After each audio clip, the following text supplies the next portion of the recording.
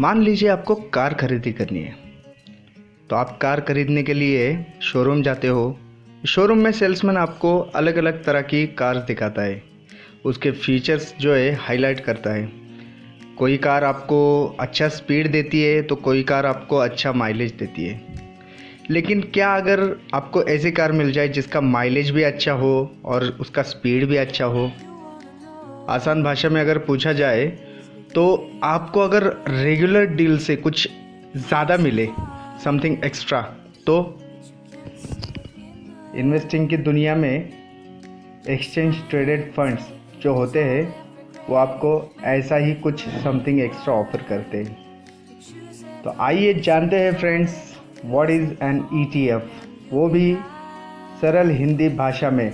मैं हूँ श्रीकांत। शुरू करते हैं आज का टॉपिक, एक्सचेंज ट्रेडेड फंड्स क्या होते हैं।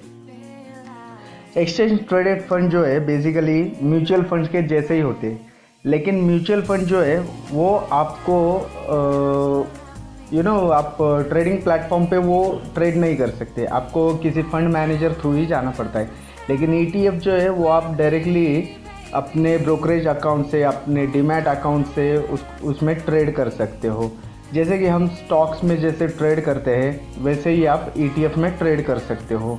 और ईटीएफ जो है वो सिक्योरिटीज़ में या कमोडिटीज़ में या किसी इंडेक्स का वैसा फंड होता है, ठीक है। तो आप इसमें जो है कोई भी रिटेल इन्वेस्टर जो है उसमें ट्रेड कर सकता है। बेसिकली इसका इंट्रोडक्शन ही इसलिए किया गया था कि आप उसमें एक अच्छा एक्सपोजर प्राप्त कर सकें। अब इसमें इन्वेस्ट कैसे करते हैं? एक तो आप डायरेक्टली अपने डीलर को फ़ोन करके, ब्रोकर को फ़ोन करके या उसके पास ऑर्डर देके आप इसमें ट्रेड कर सकते हो। या फिर अगर आप ऑनलाइन टर्मिनल यूज़ करते हो जैसे ज़ीरोधा हो गया या अपस्टॉक हो गया, तो उसके थ्रू आप ईटीएफ में ट्रांजैक्शन कर सकते हो। अब जानते हैं ईटीएफ के टाइप्स क्या होते हैं और कितने होते हैं। सबसे पहले तो होता है गोल्ड ईटीएफ। इसकी डेफिनेशन हम आगे समझेंगे, फ़िलहाल आप समझिए कि ईटीएफ कितने होते हैं। गोल्ड ईटीएफ होता है, उसके बाद इंडेक्स ईटीएफ होता है, फिर आता है बैंक ईटीएफ, फिर लिक्विड ईटीएफ, उसके बाद इंटरनेशनल ईटीएफ और छठा बॉन्ड ईटीएफ। ये 6 प्रकार के ईटीएफ के प्रकार होते हैं। तो आइए जानते हैं इंडेक्स फंड क्या होता है। इंडेक्स ईटीएफ जो होता है वो, अब जैसे कि निफ्टी एक इंडेक्स है, बैंक निफ्टी एक इंडेक्स है, या सेंसेक्स एक इंडेक्स है। तो इस टाइप के जो इंडेक्स है इनमें जो स्टॉक्स होते हैं, बेसिकली इंडेक्स ईटीएफ्स में भी उसी टाइप्स के स्टॉक्स होते हैं। तो इन स्टॉक्स में वो जो सिलेक्टेड स्टॉक्स होते हैं उन स्टॉक्स में आप उसके थ्रू ट्रेड कर सकते हो। तो इसी को हम इंडेक्स ईटीएफ कहते हैं। और गोल्ड ईटीएफ जो होता है, गोल्ड ईटीएफ में आपको क्या है, ये open ended mutual fund scheme रहती है। तो इसमें आपको अगर मतलब फिज़िकल गोल्ड जो है वो बाय करने की ज़रूरत नहीं है, लेकिन फिर भी आप गोल्ड में इन्वेस्ट कर सकते हो, ऐसा होता है। तो इसको हम गोल्ड ईटीएफ कहते हैं। और इसमें सबसे बड़ी बात यह है कि आप एसआईपी जो रहता है, सिस्टमैटिक इन्वेस्टमेंट प्लान, तो उसके थ्रू भी आप इसमें इन्वेस्ट कर सकते हो। जैसे कि आपको समझिए 1000 रुपये है तो 1000 रुपये, नेक्स्ट टाइम 1000 रुपये, उसके नेक्स्ट टाइम 1000 रुपये, ऐसे कर करके भी आप इसमें इन्वेस्ट कर सकते हो। अब तीसरा जो है बैंक ईटीएफ। बैंक ईटीएफ में बेसिकली क्या होता है, अब जैसे बैंक निफ्टी जो है हमारा बैंकिंग का इंडेक्स है, तो वैसे ही बैंक ईटीएफ में चुनिंदा बैंक्स रहते हैं जिनका ये एक फंड बना हुआ है, राइट। तो ये काफ़ी हाईली लिक्विड रहता है और इसमें आप इजीली ट्रेड कर सकते हो विद द मार्जिन।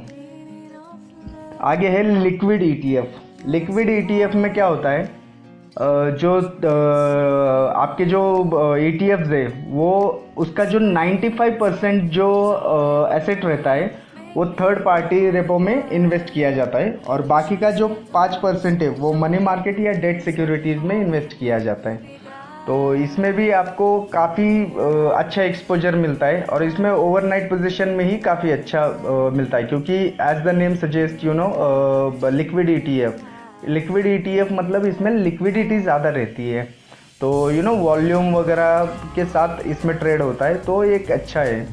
और उसके बाद आता है इंटरनेशनल ETF। इंटरनेशनल ETF में क्या है, जो आप मतलब यहाँ इंडिया में बैठ के आप बाहर के आउट ऑफ इंडिया का जो ट्रेडेड फंड है उसमें आप ट्रेड कर सकते हो। तो इसमें बेसिकली होता क्या है, या तो ये फंड जो है किसी एक कंट्री का होता है, या फिर 4-5 कंट्री के बिजनेस में वो इन्वेस्ट करता है। तो बेसिकली अगर देखा जाए तो अगर 4-5 कंट्री की एक साथ सिक्योरिटीज़ में किया जाए तो वो अच्छा ट्रेडेड फंड माना जाता है, ना कि एक किसी देश के। क्योंकि इसमें क्या है, करेंसी मार्केट भी इन्वॉल्व होता है। तो करेंसी मार्केट इन्वॉल्व होने के लिए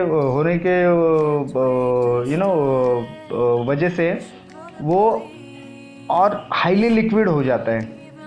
हाईली लिक्विड होता है, लेकिन इसमें रिस्क भी उतना होता है क्योंकि करेंसी फ्लक्चुएट होती रहती है। आपको तो पता है अभी USD INR जो है कभी 73 पे जाता है, कभी 74 पे जाता है।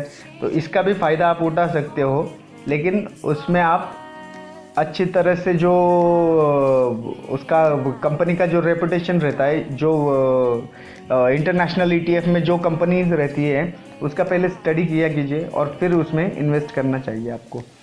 अब जानते हैं बॉन्ड ETF। बॉन्ड ETF जो है एक्सक्लूसिवली बॉन्ड में ही इन्वेस्ट करता है, जो कॉरपोरेट बॉन्ड्स वगैरह रहते हैं उसमें रहता है, और ये काफ़ी कॉस्ट इफ़ेक्टिव है और हाईली लिक्विड रहता है। ठीक है, आप जानते हैं इसके एडवांटेज। ETF में इन्वेस्ट करने के एडवांटेज क्या है, फ़ायदे क्या है। सबसे पहले तो इसमें फ्लेक्सिबिलिटी जो है इन्वेस्टमेंट की वो काफ़ी अच्छी रहती है। जैसे कि मतलब आप रेगुलर स्टॉक में ट्रेडिंग करते हो, वैसे ही आपको इसमें इन्वेस्ट करना है, ट्रेड करना है। तो ज़्यादा कुछ अलग से हेडेक वगैरह नहीं है इसमें। तो ये जो है ऐसे प्रकार से आप इसमें इन्वेस्ट कर सकते हो।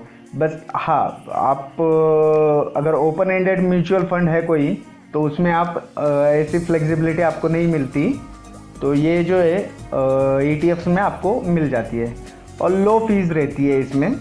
जैसे कि आपको तो पता है ETF जो है वो लोअर मैनेजमेंट फ़ी के साथ आता है।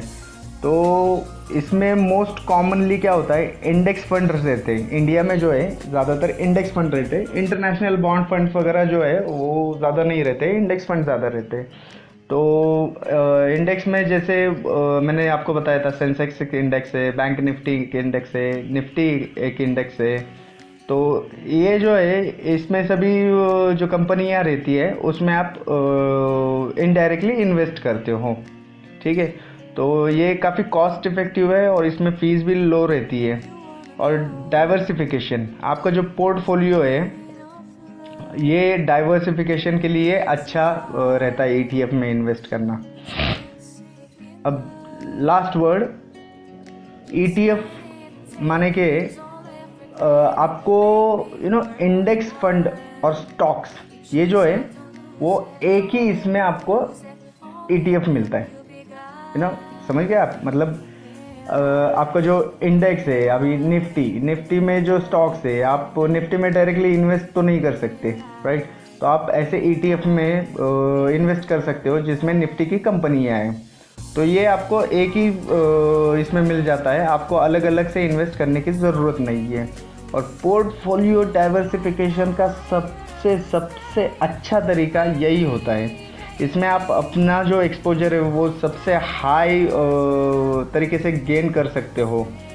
और फाइनली आप जब कभी किसी ETF में इन्वेस्ट करते हो तो ऑब्वियसली उसका रिस्क कितना है, उसके चार्जेस कितने हैं, उसके एक्सपेंसेस कितने हैं, ये सब आप ETF खरीदते समय उसका ध्यान रखें और फिर जाके इन्वेस्ट करें। आई होप आपको ये वीडियो अच्छा लगा होगा। वीडियो अच्छा लगे तो डेफिनेटली लाइक करना ना भूलें। Thank you for watching. Bye bye for now.